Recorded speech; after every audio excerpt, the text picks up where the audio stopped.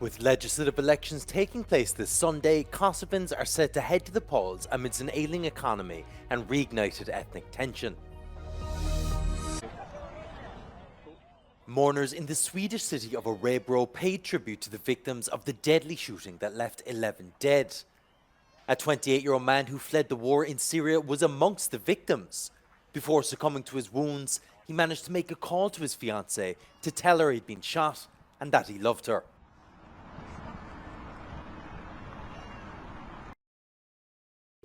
Vi bara sitter och tittar på fönstret, kanske han kommer och knackar på dörren, vi måste öppna dörren. Vi bara så, vi inte sover, inte äta, inte dricka, ingenting, bara sitter och tittar. Vi har gjort minnesstund till honom, fast vi har inte kroppen, men vi tänkte att göra. Alltså, det var den lilla grejen som vi kunde göra.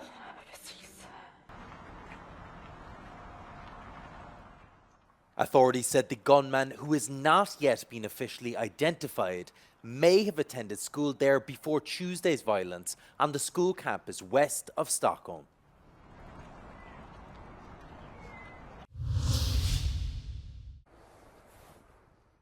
Nearly 3.5 decades after leaving the Soviet Union, the Baltic countries of Estonia, Latvia and Lithuania this weekend will flip a switch to end electricity grid connections to neighbouring Russia and Belarus and lean in more with their EU allies.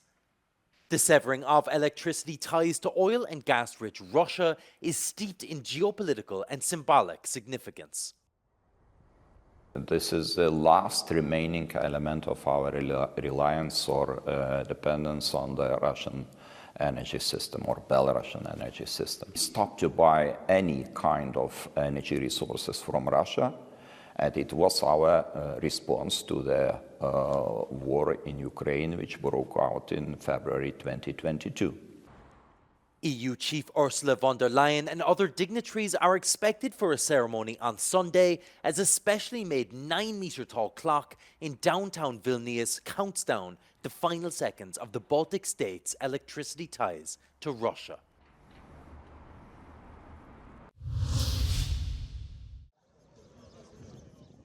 Kosovans are set to head to the polls amidst an ailing economy and reignited ethnic tensions between Albanians and Serbs, with legislative elections taking place this Sunday. Forecasts predict ethnic Albanian Prime Minister Albin Kurti could win a slim majority. Whatever the result, the next government will have to tackle increasing poverty to counter the threat of rising ethnic violence in the north. U Kosovu nema sukob etnički. U Kosovu ima problem ekonomske koje Kosovo treba da reši za sve zajednice u Kosovu. To znači za Albance, Srba, Bošnjaka, Turaka, tako da podiže nivo standarda života. To je najveći problem kako.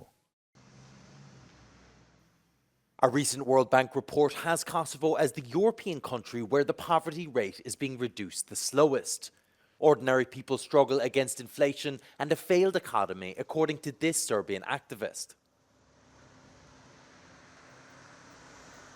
On high level, with politicians, with the government in Pristina, with the government in Belgrade, it's pretty much stuck and going nowhere. But on the low level, people are interacting, people are, living their lives simply. Outgoing Prime Minister Kurti and Serbian President Aleksandar Vučić have been criticized for revamped polarization between Pristina and Serbs. It's quite open, despite the fact that when you're a journalist, you tend to be more... What he, at least till this stage, failed is to make people living in the north to basically embrace his policies. And that is a difficult and the most difficult step, I think, because as we know, the people in the north of Kosovo, not that they are only controlled by Belgrade, but their pensions, their healthcare and education system is being paid by Serbia. The result of decades of unresolved conflict following Kosovo's war of independence from Serbia is structural economic problems pushing educated young people to migrate elsewhere in Europe. Kosovo currently depends on the international donations. And I mean, without those international donations, Kosovo will not be sustainable at all. It's like one of the poorest economies in Europe. U.S. Secretary of State Marco Rubio on Wednesday walked back the Trump plan to permanently relocate Palestinians from Gaza after American allies rebuffed the suggestion. Trump on Tuesday, in a meeting with Israeli Prime Minister Benjamin Netanyahu, said the U.S. could take ownership of Gaza. And the only thing President Trump has done very generously, in my view, is offer the United States willingness to step in, clear the debris, clean the place up from all the destruction that's on the ground, clean it up of all these unexploded munitions. And in the meantime, the people living there will not be able, the people who call that home will not be able to live there while you have crews coming in and removing debris, while you have munitions being removed, etc. That's the offer that he's made. This is the first good idea that I've heard. It's a remarkable idea. And I think it should be really pursued, examined, pursued, and done, because I think it will create a different future for everyone. Meanwhile, UN agencies have also rebuked the proposal, saying any forcible transfer or deportation of Palestinians from Gaza would violate international law. On Wednesday, Palestinian envoy to the UN warned that Gaza was an integral part of the state of Palestine. Around 2.1 million Palestinians live in the Gaza Strip, where they've been forced into displacement several times since Israel's war on Hamas began in October 2023.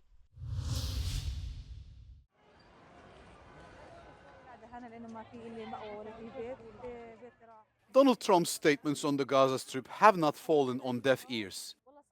The Israeli defense minister has already given orders to the army to prepare for the so-called voluntary departure of the Gazans. American control of the Palestinian enclave, expulsion of the Gazans into neighboring countries, and transformation of the Palestinian enclave into a Middle East Riviera.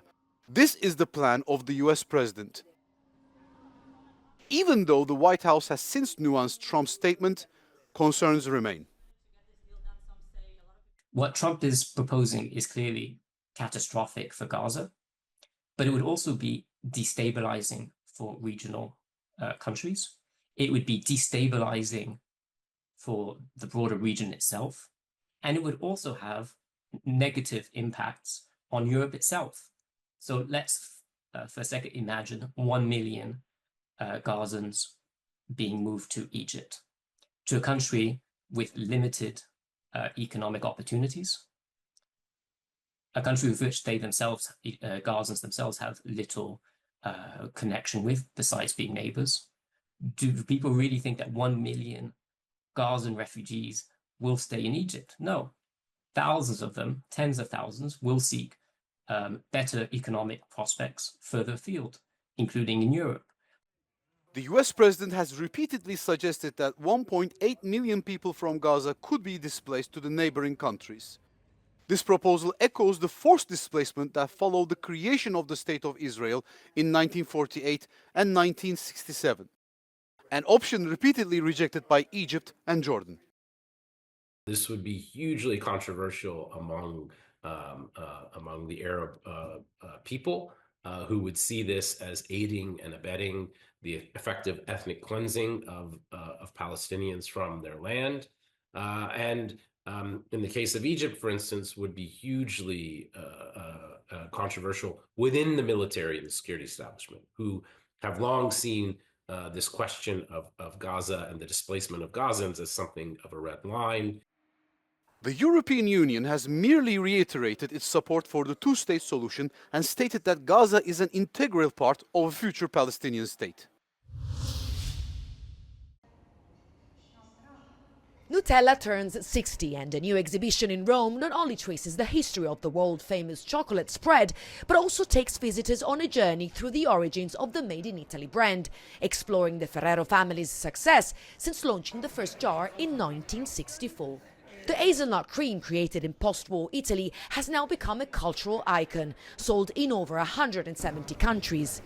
As curator Chiara Bertini explains, the exhibition, reflected in its title Join, aims to celebrate Nutella as a symbol of positivity and love for life. Rappresenta proprio un momento di gioia, per cui tutti quelli che comunque vengono in mostra e con cui ho avuto l'occasione di ripercorrerla insieme l'associano alla gioia, ed è per questo anche che fa parte del titolo, che c'è un gioco di parole tra gioia e partecipazione. Archived material from old footage to prints tells the story of how the family business has developed over the years. The main room is filled with limited edition jars on display. But it's Nutella fans who have shaped the history of the most famous chocolate spread in the world. Generation after generation, Nutella continues to be a significant part of their memories and their lives. La Nutella è un qualcosa che ormai appartiene al vissuto di tutta l'Italia, è un qualcosa di familiare ed è anche un motivo per avvicinare anche a un museo anche più piccoli, e quindi è un'operazione intelligente e anche poi che valorizza un qualcosa che tutti noi conosciamo da sempre. La Nutella mi ricorda la mia infanzia, ma anche il dopo, perché la mangio sempre. Ci accompagna da una vita, da quando siamo piccoli, quindi si fa stare bene. Ovviamente non bisogna abusarne come in tutte le cose, però ecco, perché no, ogni tanto si può fare, Nutella è buona, ci piace. On World Nutella Day, which takes place every year on February the 5th, visitors enjoyed a special tasting. Giorgia Orlandi for Euronews in Rome.